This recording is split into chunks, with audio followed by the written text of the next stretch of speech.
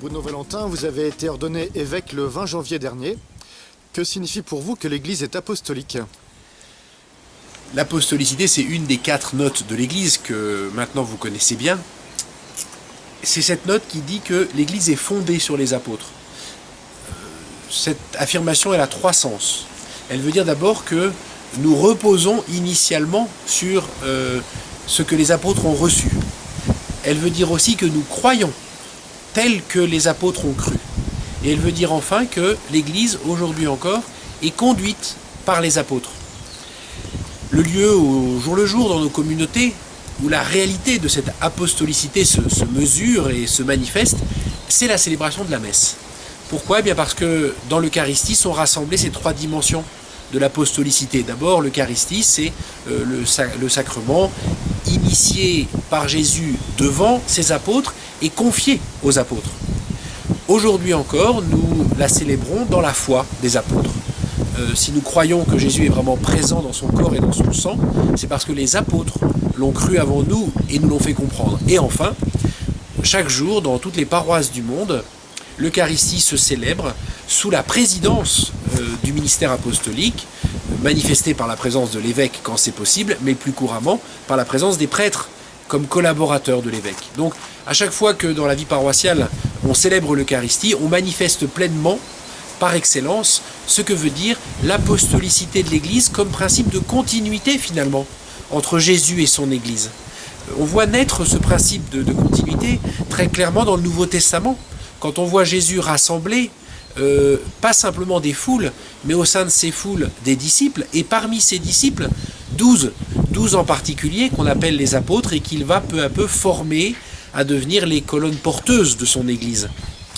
Et les apôtres eux-mêmes vont prendre une conscience très vive de cette mission. La preuve en est que, après la première grande crise de l'Église, qu'est la mort de Jésus, eh bien les apôtres vont avoir comme première préoccupation de compléter le collège apostolique. Judas était parti, il va falloir désigner Matthias pour que justement le collège demeure et se transmette, étant l'élément porteur de l'Église. Un peu plus tard, vers le IIIe siècle, le grand écrivain chrétien Tertullien résumera bien les choses en définissant l'apostolicité comme un principe de consanguinité doctrinale. Voilà. C'est-à-dire, autrement dit, le principe de continuité de l'Église avec elle-même, le principe par lequel, à travers le temps et l'espace, l'Église reste fidèle à ses fondamentaux, les fondamentaux que Jésus a posés et confiés à ses apôtres. En tant que tout jeune évêque, comment nourrissez-vous cette apostolicité pour vous-même ? L'apostolicité, c'est d'abord la toute première expérience concrète que j'ai faite dès l'annonce de ma nomination. Dans la mesure où, en l'espace de 48 heures, j'ai reçu des témoignages d'amitié, d'encouragement, de bienvenue de la totalité des évêques de France, c'est-à-dire de gens que je ne connais pas, mais qui se sont manifestés pour me souhaiter bienvenue parmi nous, bienvenue dans le collège, on est content de vous accueillir. Et là, j'ai vraiment touché du doigt la réalité de l'appartenance à un collège. Évêque, ça n'est pas une profession libérale, pas plus que prêtre. Et je dirais encore moins que prêtre, dans la mesure où être choisi comme évêque, c'est d'abord recevoir une charge collective, intégrer un groupe, et au sein de ce groupe porter le souci de l'Église tout entière à travers le monde, avant que de se voir confier dans le groupe la charge d'une Église particulière. Donc avant que d'avoir une charge personnelle, c'est une charge collective. J'en ai fait l'expérience très forte par cette manifestation de fraternité des évêques lors de ma nomination, et je dirais que j'en fais l'expérience au jour le jour dans ma posture un peu inhabituelle d'évêque auxiliaire. Parce que précisément, s'il y a des évêques auxiliaires, c'est bien parce que être évêque, c'est faire partie d'un collège, exercer une responsabilité collective, avant que de se voir confier la charge d'une église. Moi, on ne m'a pas confié la charge d'un diocèse, c'est Monseigneur Aumônier qui garde la charge du diocèse de Versailles. Moi, je suis appelé au sein du collège pour épauler un de mes frères évêques, au fond, qui est Monseigneur Aumônier. Et on a simplement signifié ce fait que chaque évêque a son propre siège en m'attribuant un siège symbolique, en me nommant évêque titulaire à Vaison-la-Romaine, à l'autre bout de la France. Mais je perçois bien, moi, que je ne suis pas d'abord dans une charge individuelle, mais dans une charge collective, par ma posture d'évêque auxiliaire. Alors, je vais m'efforcer de nourrir et de cultiver la réalité de cette apostolicité dans ma façon de travailler en fraternité avec Monseigneur Aumônier au jour le jour, mais aussi dans ma façon de m'investir dans la vie de la province, avec les 8 autres évêques de la région parisienne, et puis plus largement dans la façon de m'investir dans la vie de la conférence des évêques de France. Je découvrirai cette réalité très bientôt, puisque l'assemblée plénière des évêques a lieu la première semaine d'avril à Lourdes, et à l'occasion de cette assemblée et un peu après vont être renouvelées les commissions, les conseils qui constituent le travail de l'assemblée au jour le jour. Je me verrai attribuer par le président de la conférence une commission, un groupe de travail au sein duquel j'aurai à travailler pour le bénéfice de tous, au fond. Donc, l'apostolicité, c'est d'abord une part très concrète de mon agenda. Il y aura des jours où je ne serai pas à Versailles, il y aura des moments où j'aurai des tâches à accomplir, non pas pour le diocèse de Versailles, mais pour le bénéfice de tous mes frères évêques en France. Ensuite, c'est quelque chose qui se cultive de manière spirituelle et pratique par le lien à l'évêque de Rome, puisque si on est membre d'un collège, ce collège a une tête, et la tête du collège, c'est le pape. Le seul au sein du collège apostolique à succéder en propre à un apôtre nominatif, Pierre, et donc à avoir un rôle spécifique d'unité et de gouvernement du collège. J'ai eu donc la chance de faire déjà une première expérience spirituelle forte d'apostolicité, une semaine après mon ordination, grâce au pèlerinage à Rome des prêtres du diocèse, qui m'a donné l'occasion de rencontrer le pape François, de le saluer, non seulement avec Monseigneur Aumônier, mais aussi avec les 100 frères prêtres qui participaient à ce pèlerinage. Et là, ça a été une manifestation très forte pour moi de l'apostolicité qui est appelée à se renouveler régulièrement. En septembre prochain, je passerai 10 jours à Rome avec tous les évêques nouvellement nommés à travers le monde pour une formation. Autre manifestation très concrète de l'apostolicité. Et puis en mars, dans un an, nous vivrons avec Monseigneur Aumônier et tous les évêques de France une autre manifestation forte de l'apostolicité qui est la visita ad limina. Tous les évêques du monde partent une semaine à Rome rendre compte, en quelque sorte, de leur mission aux successeurs de Pierre. Donc la vie d'un évêque est jalonnée très régulièrement d'exercices concrets de l'apostolicité, de la collégialité du ministère des évêques. Cette apostolicité, est-ce qu'elle concerne simplement les évêques ou également tout le peuple de Dieu ? L'apostolicité, c'est évidemment une caractéristique du peuple de Dieu tout entier. Pour 2 raisons au moins. D'abord parce que le ministère apostolique, celui dont les évêques sont aujourd'hui les héritiers, il est au service du peuple de Dieu. Donc les apôtres sans le peuple de Dieu n'ont pas de raison d'être. C'est une sorte de don que le Christ fait au peuple que de leur donner des apôtres pour prendre soin d'eux. Bon. Mais peut-être que la raison plus fondamentale encore, c'est que apôtre, ça veut dire étymologiquement envoyé. Et donc l'apostolicité de l'Église, c'est aussi sa vocation missionnaire. Nous avons vocation à être envoyés par Dieu au milieu du monde pour être témoins de son amour et de son projet de vie pour tous les hommes. C'est ça que nous disons lorsque nous disons que l'Église est apostolique, qu'elle est composée d'hommes et de femmes qui, conduits par ceux qui ont la mission d'être moteurs de cette évangélisation, sont envoyés vers le monde entier. Et donc évidemment, c'est une mission qui concerne tout le monde. Alors concrètement, comment ça marche cette apostolicité pour le peuple de Dieu ? L'apostolicité, c'est l'une des marques de l'œuvre de l'Esprit Saint au sein du peuple de Dieu.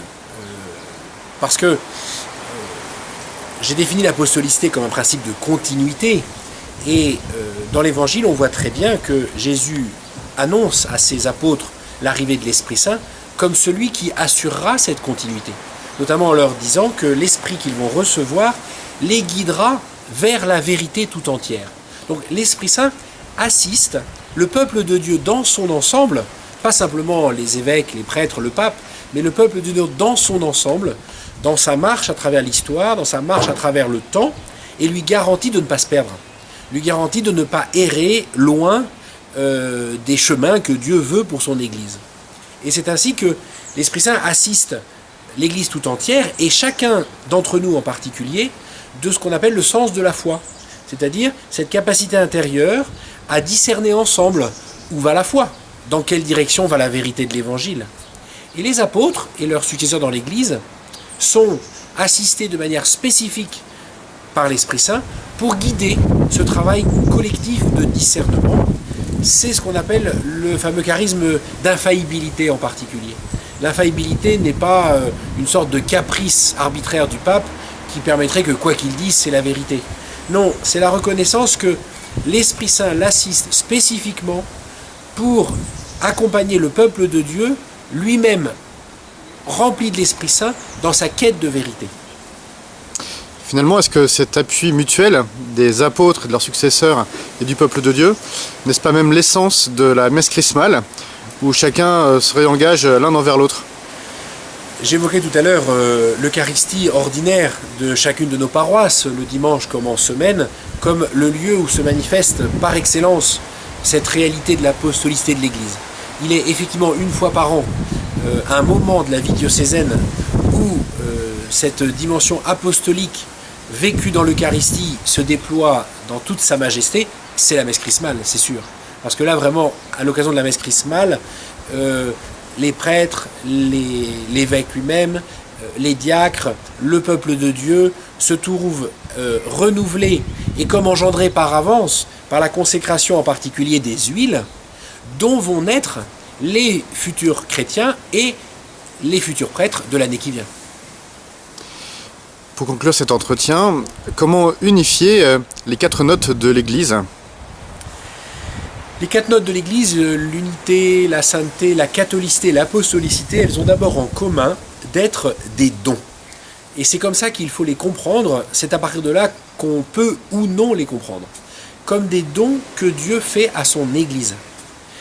Ce qui veut dire que pour chacune des notes, le constat est le même, à savoir qu'elles sont assez peu crédibles quand on regarde l'Église comme elle est. À voir l'actualité de l'Église, qui peut dire qu'elle est sainte?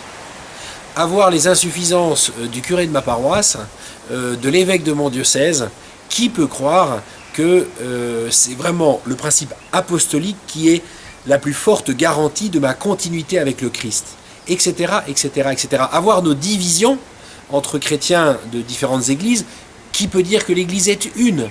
Bref, si on envisage ces notes comme une construction humaine finalement, comme la manière que nous aurions nous de construire l'Église, alors on est obligé de constater un échec commun à ces 4 notes, parce que la réalité est autre.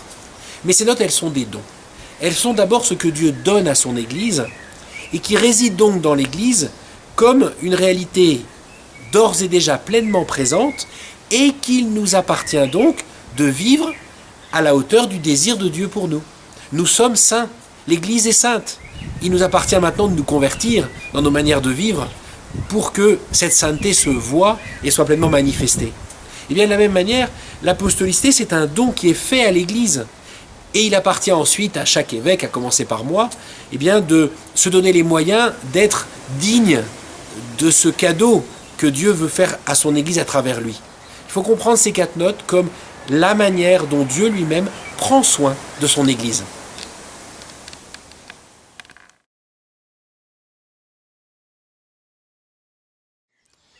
Frère Éric, nous sommes ici à Saint-Damien, là où François d'Assise a entendu l'appel du Christ à rebâtir son Église. Comment, en ce temps troublé pour l'Église, pouvons-nous entendre cet appel du Christ et le vivre à la manière de Saint François? D'abord, je ne sais pas s'il y a eu un temps béni sans trouble dans l'Église, vu qu'elle est constituée de pécheurs, nous le savons. Évidemment, nous connaissons aussi tous les retentissements d'aujourd'hui. Je pense qu'on peut se mettre à l'école de Saint-Damien pour plusieurs dimensions. La première dimension, c'est celle du retrait, celle de la prière, de la vérité de nos personnes devant Jésus, parce que François est devant le crucifix, il est là en vérité dans sa recherche, dans sa quête, et il entend au plus intime de son cœur cette parole d'envoi en mission. Nous le recevons de l'intérieur, cet envoi en mission à rebâtir l'Église. Il y a aussi la présence de Sainte Claire ici, et Sainte Claire, c'est l'amour, on pourrait dire le privilège de la féminité, l'amour du cœur, l'amour virginal. C'est-à-dire un amour qui veut faire de son cœur et de toute sa personne un réceptacle de la présence de Dieu, qui ne cherche pas à accaparer, à posséder, à mettre la main sur l'argent, à travestir. Enfin, après, chacun, on peut continuer dans toutes les dimensions de la perversion. C'est au contraire, voilà, le cœur qui cherche petit à petit à être unifié dans une limpidité, une lumière. Claire, c'est la sainte lumineuse. Ça, c'est un autre aspect. Il y a encore un troisième aspect, c'est que François a écrit ici le Cantique des créatures. Donc, va et rebâtis ma maison, mon église, c'est aussi la maison commune qui est abîmée. Donc, c'est aussi tout ce rapport à l'écologie intégrale.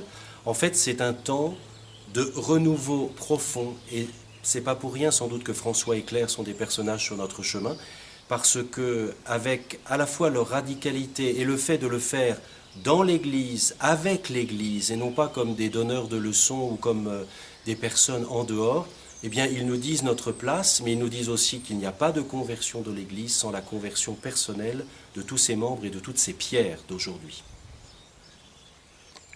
Frère Eric, dans le credo, nous confessons l'Église une, sainte, catholique et apostolique. Comment est-ce que Saint François a pu vivre cette dimension apostolique de l'Église ?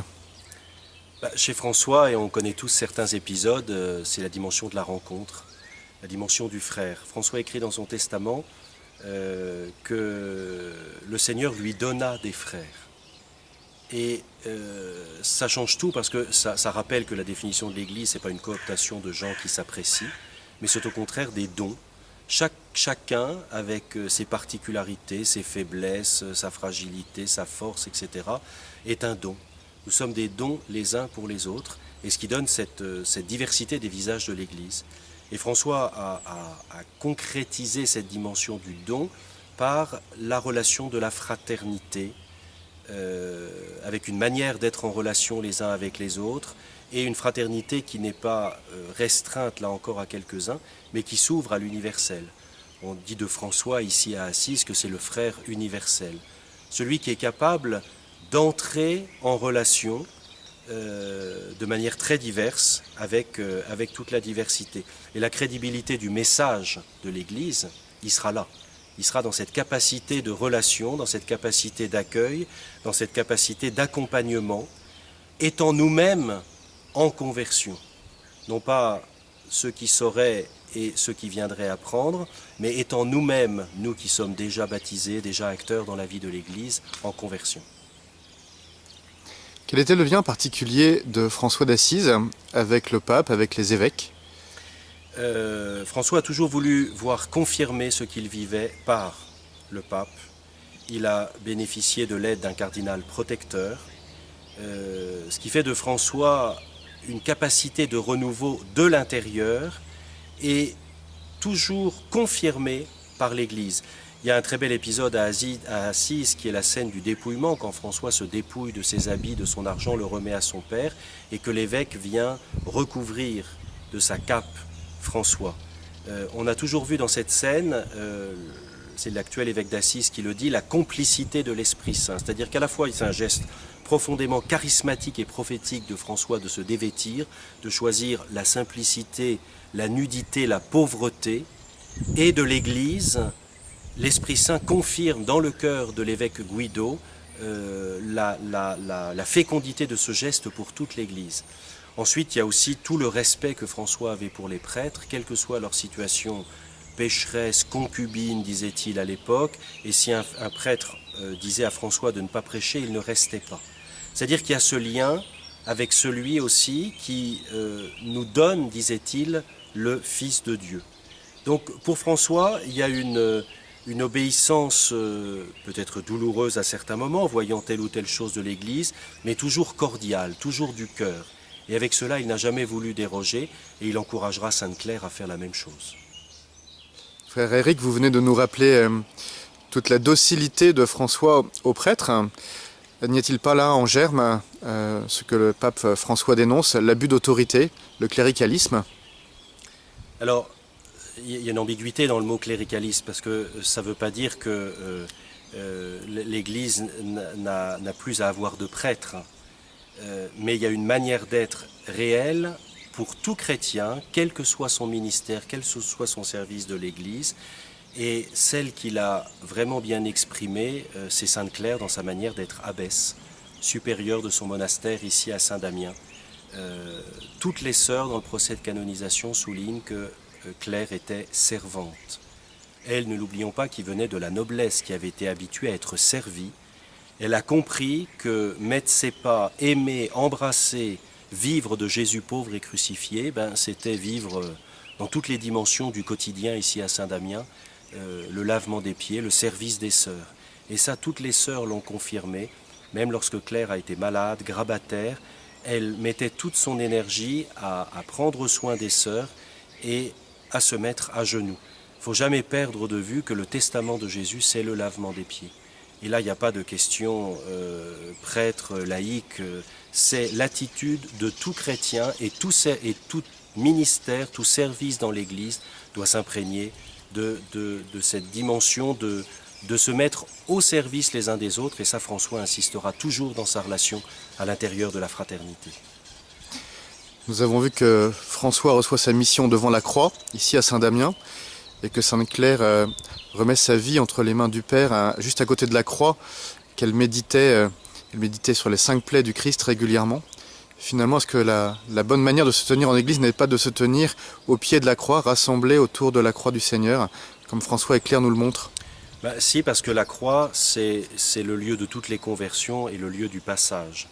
C'est à la fois le lieu qui paraît être l'impasse, avec la souffrance, avec le côté dramatique, avec tout ce qui semble abandonné. Et nous le savons, et le crucifix de Saint-Damien l'exprime bien, parce qu'il n'occulte pas cette dimension de la souffrance, mais il rappelle que cela se vit en Église, avec la présence de Marie et Jean et des personnages au pied de la croix, et Jésus a les yeux grands ouverts. Il a les yeux grands ouverts pour signifier la vie plus forte que la mort.